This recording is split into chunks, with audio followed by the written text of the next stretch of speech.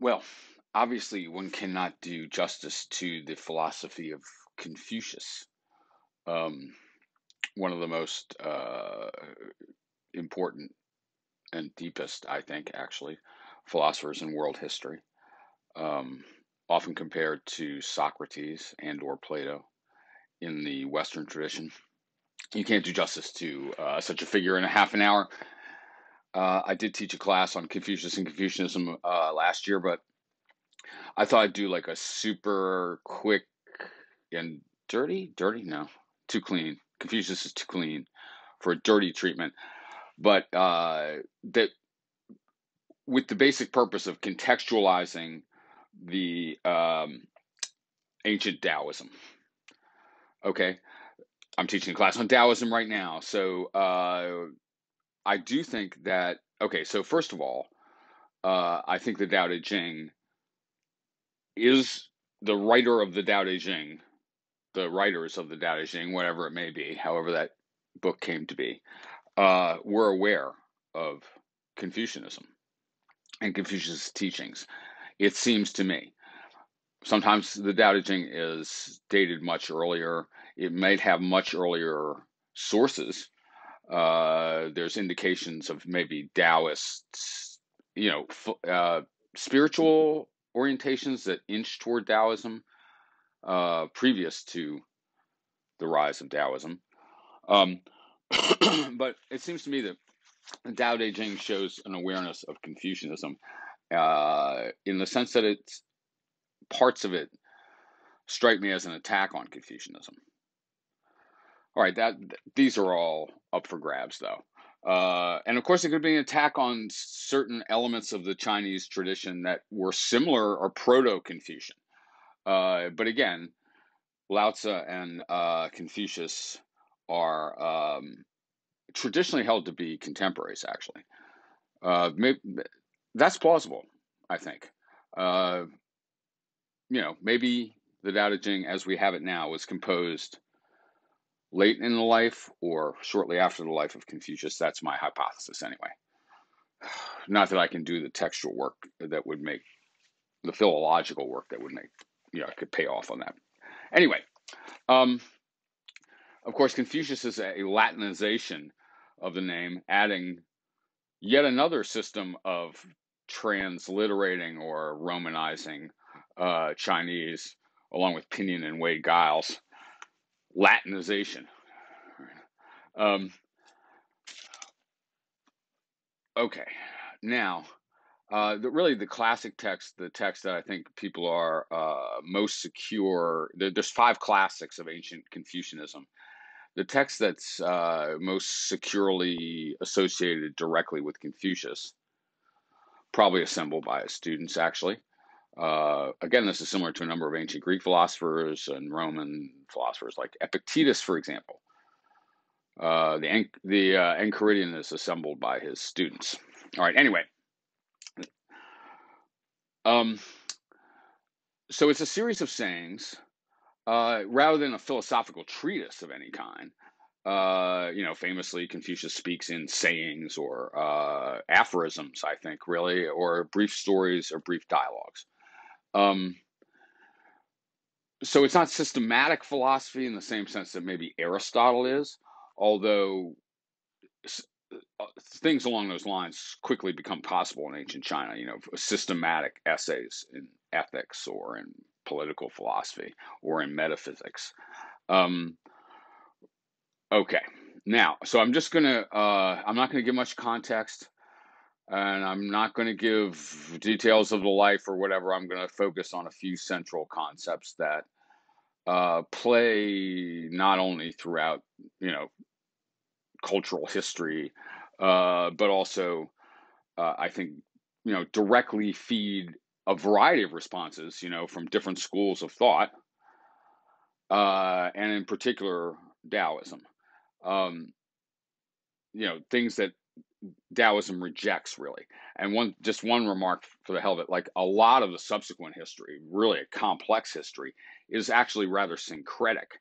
And whether Taoism and Confucianism are compatible or how they could be made compatible is really a central kind of question in some stretches of later Chinese thought.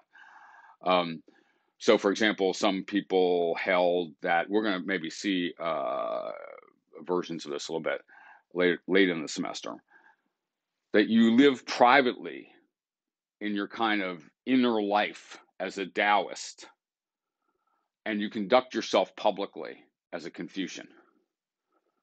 And that's really a natural synthesis of the two, because they do emphasize those things relentlessly. And maybe in Confucius and Lao Tzu, there's kind of a battle a little bit about which is more important. Okay, the outer enactment or the inner transformation, something like that. But you could there's plausible ways to bring them together, of course. At any rate, so a couple of the central Confucius is often thought of in the West still. I don't know if this is true. It's true when I was a kid, maybe, as a kind of authoritarian figure, a hidebound reactionary conservative figure.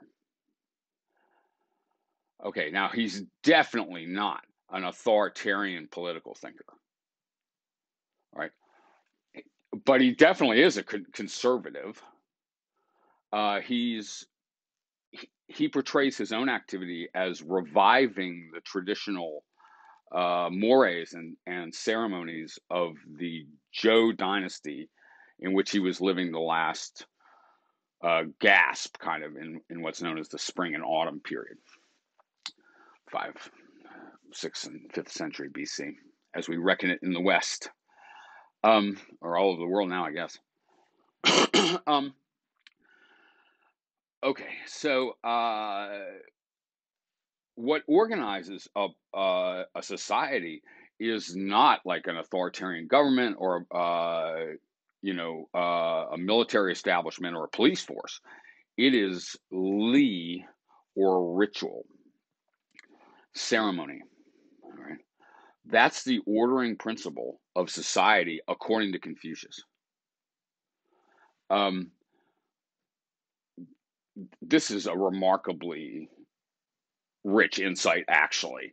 I might specifically recommend one of my favorite books on Confucius, or my favorite book on Confucius, Confucius, The Secular as Sacred, by Herbert Fingarette. Fingarette, Fingarette, Herbert Fingarette, written in the 60s.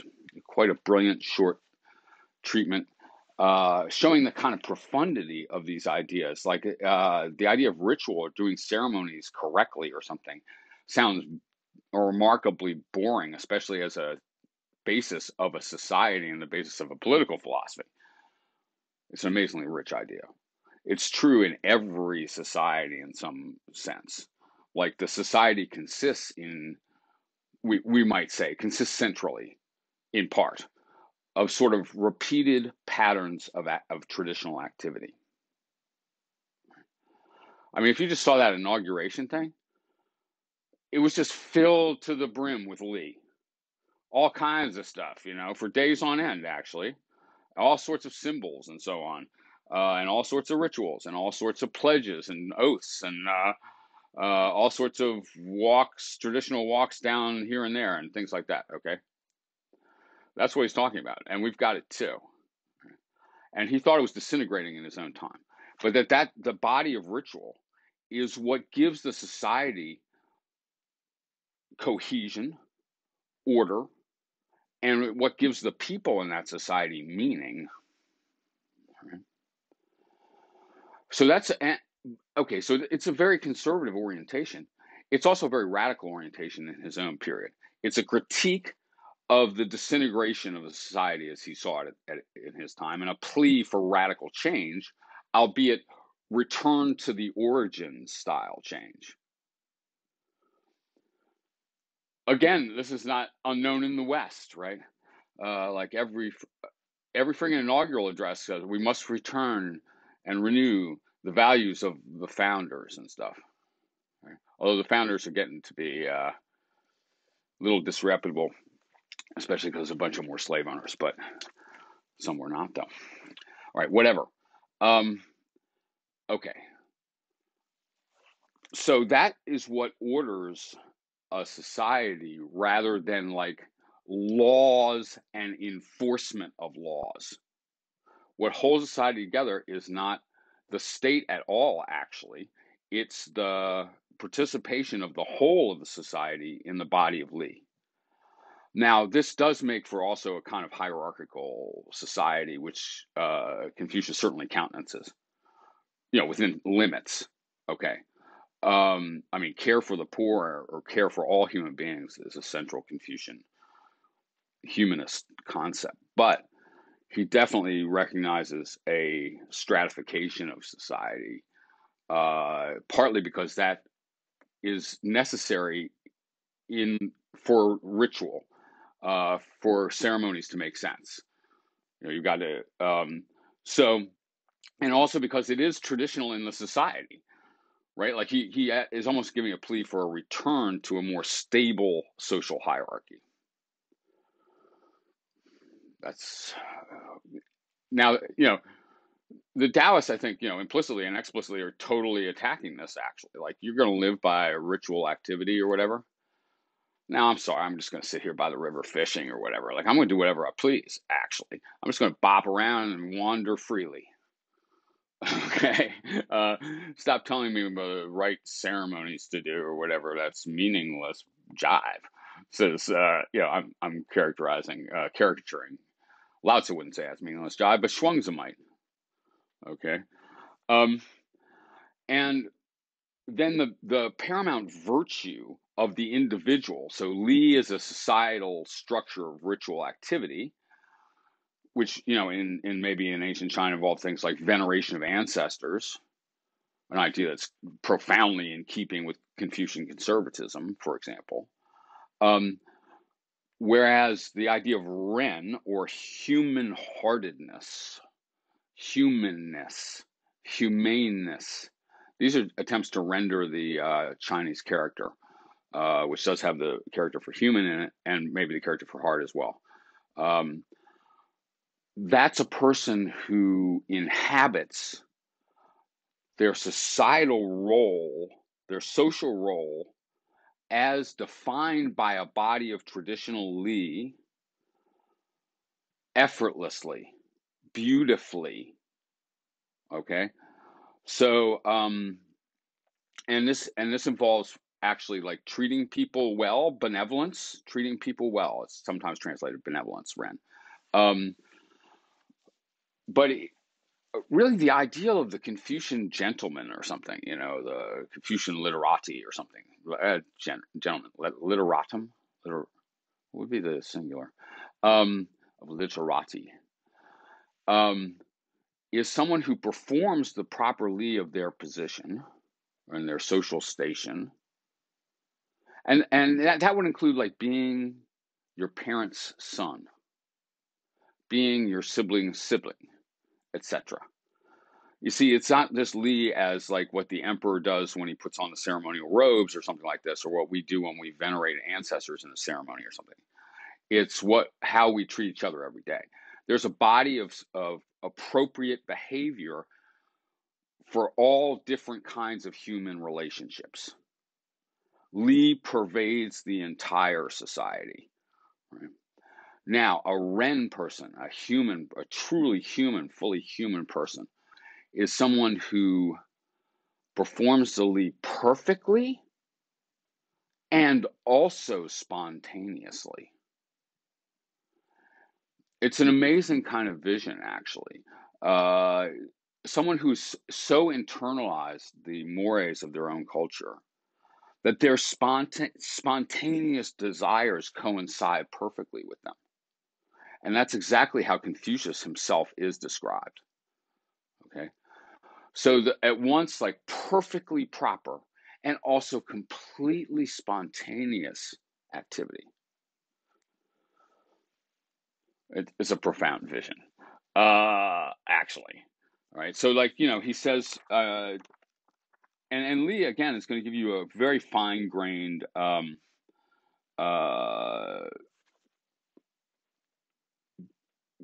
behavioral repertoire because you perform various roles. they each have their own Li. You're your parents' child, you're your sibling, you're your child's parents, or whatever. And each of them come with, you're a subject of the emperor, or maybe a particular duke. You owe a certain body of Li to certain officials, or maybe you are an official and you have to enact the Li. That way, it's everywhere. There's Li of walking down the street. Fingerets, example from Western cultures, a handshake. When a handshake goes well, one hardly thinks about it, right? I mean, pre-COVID, one thinks about it now a little bit more, maybe, or does a elbow bump. But like you do it spontaneously. On a good day, you shake hands spontaneously. It goes perfectly. You communicate something back and forth with it, and it's a completely conventionalized ritual performance. Right? But it doesn't necessarily feel inauthentic or like something you have to force and do rigidly correctly. You do it correctly just because it's everywhere. You've been doing it all your life, maybe, Okay, and so it's a profound ideal, but it's not impossible. Although it does seem to kind of indicate that you're going to be so, in a way, subordinated to the social situation that there's nothing of you outside it, in a way. Your own virtue is this an external enactment of the correct behavior of your social role. And that's the kind of thing Taoists are really not down with, right? Where my correct enactment of my social roles exhausts my experience and my personality. And like I say, I think like the emergence of Taoism as this kind of hippie, seemingly hippie philosophy of spontaneous joy and free and easy wandering and so on, I think is specifically constructed in contrast to Confucianism and the sort of society that Confucianism reflects. So he says, for example, and this bears on a number of Confucian themes. This is just a passage. I'm working with Feng Yulan's History of Chinese Philosophy. Not that this is the best treatment of Confucianism, but it's a pretty standard one by a Confucianist from a while ago, though. And I don't love all the translations, but when Duke Jing of Qi, inquired of Confucius the principles of government, Confucius answered, saying, "Let the ruler be ruler, the minister, minister. Let the father be father, and the son, son."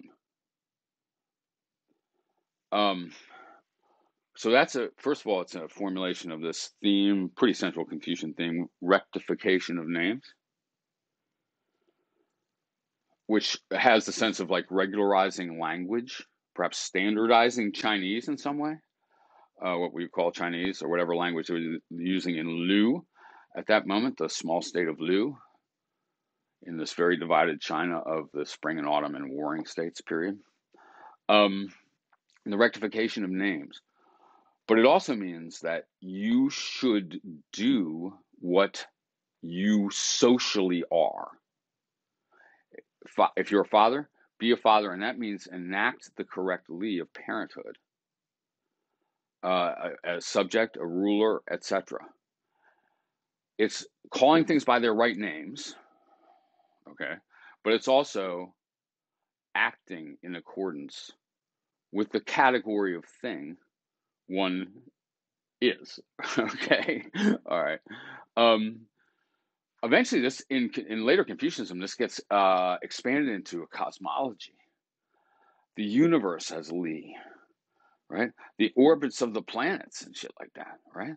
Is a repeated ceremonial pattern. Eventually, you could understand, a lot this way on this model, right? And again, like I want to say so that bears on both Li and the theme of rectification of names. And it gives, briefly standards for being a Ren person. That is, again, enacting correctly the body of Li of your social roles.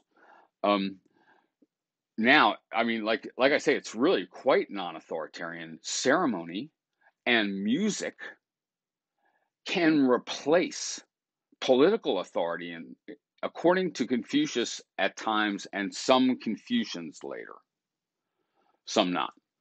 Okay, uh, so when I think the exchange is uh, they're at someone asked Confucius, how should the emperor act? How can the emperor bring order to the whole empire? And he says something like this: he needs to orient his mat correctly and sit in silence. That's the emperor's role, okay? The emperor, first thing you should make sure is that the emperor is doing the Li so perfectly. And that will order the whole empire. Now, it does have a little bit of a supernatural flavor, but it also has a kind of metaphorical weight. It's the body of Li that will order the empire. That's the first obligation, at least, of the emperor, is to orient his mat in the correct ceremonial way and sit correctly. All right. And then and then for Confucius and a number of Confucians later, uh, almost to an extent that we might find hard to believe, they centralize music and later calligraphy and painting and stuff as absolutely central to the social order. Music for Confucius and for later Confucians, especially Shunzi, is an image of and a practical tool for unity. What orders a Confucian society is an aesthetic, not a political philosophy per se, is what I'm saying. Or they are the same thing. Right? It's an aesthetic orientation of philosophy, like ritual as a kind of dance, society as a kind of dance, a collaborative work of art, right? An ensemble work of art, like a orchestra. I'll just give you one more quote here. In the usages, again, I probably should have dug up a different translation. I have 17 of them or something. But anyway, in the usages of ceremony in Li, it is harmoniousness which is of value. That's the goal of Li, harmoniousness, harmony. Obviously a musical image or a musical metaphor. Of course, you run into it in the Greeks like mad too, actually. That one. In the regulations of the ancient kings, this was the admirable feature. Confucius said ceremonials. They say ceremonials, or ceremony, let's say. Li. Can mere gems and gowns be called ceremonies? You need to wear the correct stuff, but it's more than the trappings. Music, they say. Music. Can mere bells and drums be called music? Like, that's just noise, bells and drums. Music may be readily understood. The attack should be prompt and united. And as the piece proceeds, it should do so harmoniously, with clearness of tone and continuity of time until it reaches its conclusion. And there's a bunch of passages along those lines in the Analects and elsewhere in Confucianism where it's, the basic image of society. Think about how far this is from Thomas Hobbes or something. Is of a musical ensemble. Each player has a distinct role, right? They each do what they are best suited to do, what they're suited to do, and what they are assigned to do in the context of the orchestra. And together, they create harmony and joy, right? Partly through discipline, partly through internalizing discipline so thoroughly that they play beautifully, perfectly, and spontaneously and expressively. They find themselves in the music they play, despite the fact that they are instructed to play it in a certain way, and they do so perfectly properly. So that's a complex philosophy, and that's just the beginning, man. Okay. just a scratch. But a lot of, but it's central to Chinese history, uh, throughout, really. I mean, some dips in influence, especially early on in the imperial period, but then amazing continuity and development of Confucian themes in Chinese culture. But there is this kind of flip side, the yang to the yin to Confucius's yang, the female to Confucius's male. All right, perhaps the Taoists, who also run in complex ways, and again, Confucianism and Taoism run together. They separate out. They both get synthesized with Buddhism, etc. In this very, very rich and complex history. But anyway, I guess maybe that's, I don't know, it's not enough really, but at all. But maybe it's a little bit of context for understanding some of the contrasts and seeing how radical the Tao Te Ching and the Shuangzi in particular might have appeared in an ancient Chinese world. We need to discuss Moism a little bit and some other developments too. I guess I have some stuff on a handout. All right, and we will plunge into Mitchell's translation of the Tao Te Ching wholeheartedly, human-heartedly on Tuesday.